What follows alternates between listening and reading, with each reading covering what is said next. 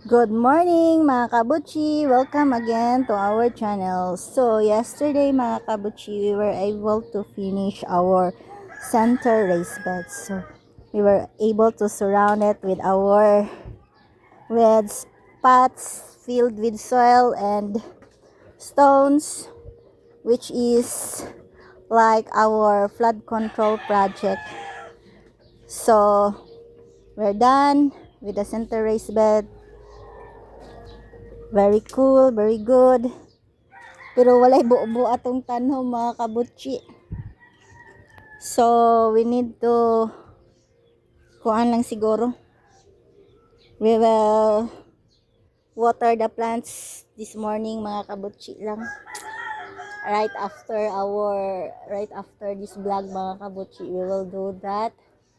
And then mga kabutchi, so at least our lemonsito or calamansi and our lime and our chicken. So, if ever mga kabuchino, ako na sigurong palakaw-lakawon akong chicken all around. No? Mas dili lang nila ma-destroy ang akong mga plants. And I can still keep them away from my plants using the fence. Mga kabuchi, kay para na ay natural vibe akong garden ay di daay. I need to put you in a solitary prison so that I still have a chance to use the letter L, the raised bed L, diba?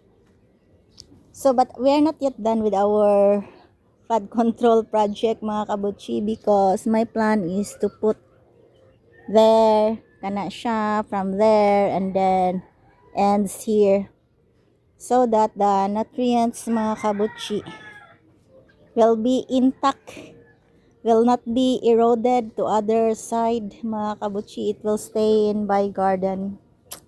Diba? So padulaan na to atong mga chicken.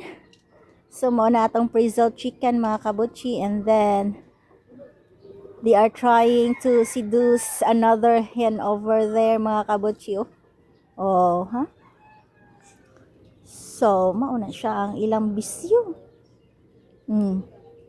But they are alive, alert, awake, enthusiastic mga kabutchi, kay they are afraid that I'm gonna catch them all. Pokemon Daimon, you're not Pokemon, so I'm not gonna catch you all. Ay, sus, I am very very happy mga kabutchi. Finally I was able to contain my center raised bed. So my next challenge mga kabuchi is to put the fence, secure the fence all around my garden mga kabuchi.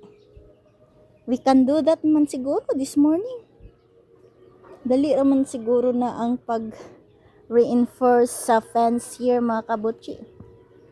It's an easier job man siguro. We can do that na mga kabuchi. And then the chicken, the movement of our preserved chicken will only be limited in this area and after this area. So ang ilang area kay letter L sad. Ay, diba? We will do that na lang sad siguro mga kabuchi, so that our kuan kani siya can provide kanang bunga. So magsag-og pa day ko mga kabuchi. Our batong, let's have our batong update. So mo ni atong batong mga kabuchi no. Na siya sa kamunggay ni tribe. Sagdaan na lang nako siya, ay bala siya das kamunggay mo kuan. Wala siya nakauyon sa ako ang trellis over here. But this still can protect my garden mga kabuchi, because the chicken cannot land here on my garden because of this ceiling mga kabuchi. So walay paglangan mga kabutsi ato sang i-feature atong chicken nga mga palauyab kaayo. Sige na. Tiktilaok na mo. Ha? Wa gyud itong tugaok eh.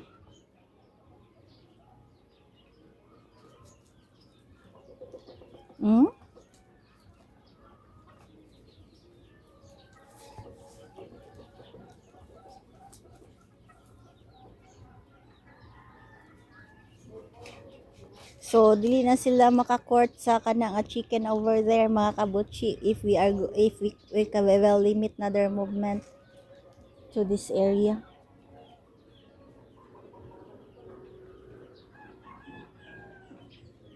Dili no.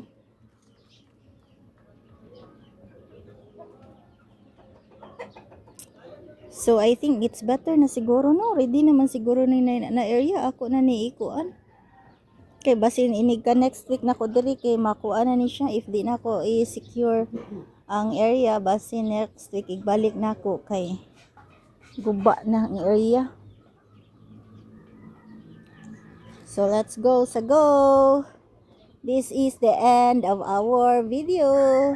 Thank you for watching. Bye bye Prezzo Chicken.